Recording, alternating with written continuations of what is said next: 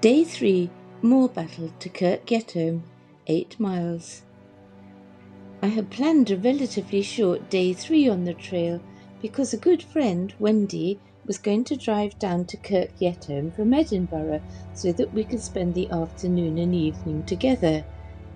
Consequently, I was off like a shot after breakfast and knocked off the 8 miles to Kirkgetholm in record time. However, my speed did not spoil my enjoyment of this stage, which climbs into the Cheviots to reach the highest point on the trail, Wide Open Hill. Rhododendrons as I was leaving Moorbattle and about to start climbing into the foothills of the Cheviots. And then I met this at Cale Water.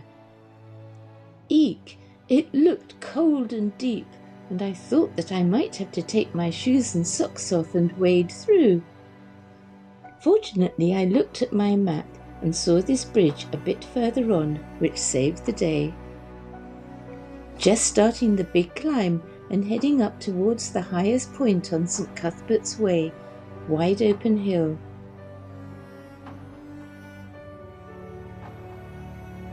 View from Grubbit Law.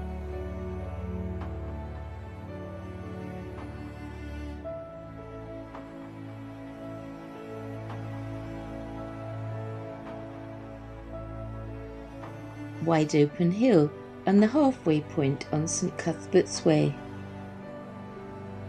Starting my descent towards Kirkgetholm.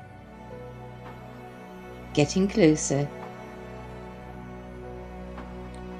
Sheep. Beaumont Water, Town Yetholm. A déjà vu moment as I arrived in Kirkgetholm and linked up with the end of the Pennine Way, where my sister and I completed it in June 2018. They say this is where boots go to die. After I reached Kirkgetholm, I met Wendy, and we drove to Kelso in her car and spent a few happy hours having lunch and exploring this scenic market town, including the Abbey, before returning to Kirkgetholm for supper. On our return to Town Yetholm, where I was staying, we visited the Yetholm Heritage Centre, which was surprisingly interesting. We were amazed to learn about Kirkgetholm's rich gypsy heritage, as can be seen here. Then something amazing happened when we went for supper in the Border Hotel, because the owner asked me if we received our completer certificates when we finished walking the Pennine Way back in 2018. I said no, because they had run out of certificates when we arrived and we never received them. She said that she could rectify that if I could find my name in their book for that year. Apparently their books go back as far as 1971. And look, there is my entry, bottom right. I was bowled over. Also, note the entry from Mark Denby on the left-hand page.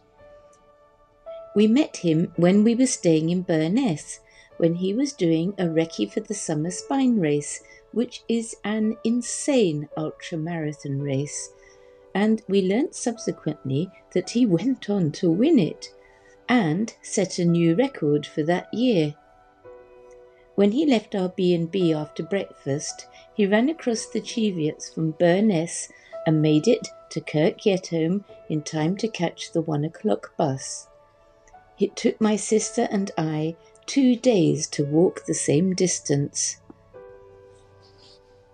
Our newly issued Pennine Way completion certificates. For the continuation of my journey along St. Cuthbert's Way, please see my Part 4 video.